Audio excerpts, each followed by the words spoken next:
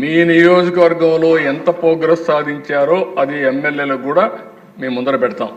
అంటే మీ నియోజకవర్గాల్లో ఎన్ని ఫ్యామిలీస్ ఉన్నాయి, ఆ ఫ్యామిలీస్ తలసరి ఆదాయం ఎంత పెరిగింది, జీవన ప్రమాణాలు ఏ విధంగా వచ్చాయి, మీ కాన్స్టిట్యున్సీలో ఉండేవాళ్ళు కానీ బయట కానీ ఎంతమంది వచ్చి ఈ P4 అడాప్ట్ చేసుకున్నారు, ఎట్లా పని చేస్తున్నారు అనే విషయాలు కూడా మీకు కూడా పెడతాం.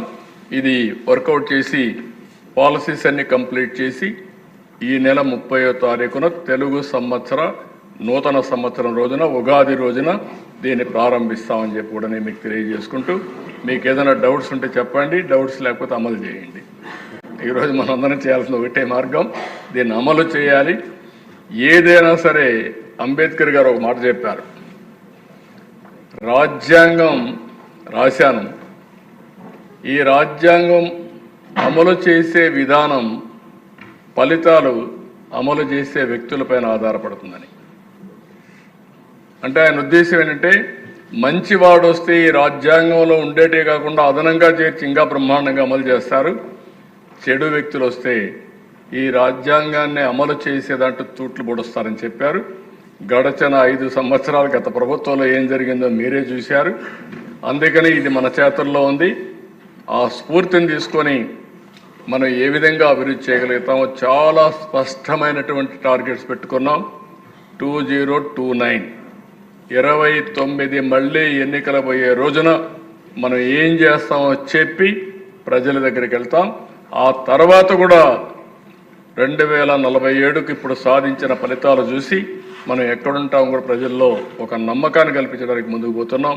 దీన్ని పూర్తిగా మెంబర్స్ అందరూ స్వాగతించడమే కాకుండా అమలు చేయడానికి భాగస్వాములు కావాలని మిమ్మల్ని, అదే సమయంలో ప్రజలందరికీ విజ్ఞప్తి చేస్తున్నాం.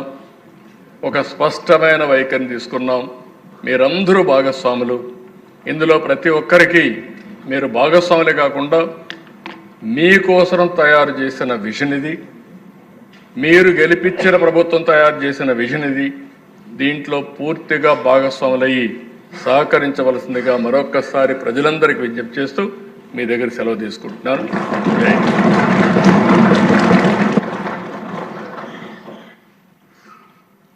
గతంలో రుణాంధ్రప్రదేశ్ అని, రణాంధ్రప్రదేశ్ అని, అంధకార ఆంధ్రప్రదేశ్ అని మాట్లాడుకునే వాళ్ళం.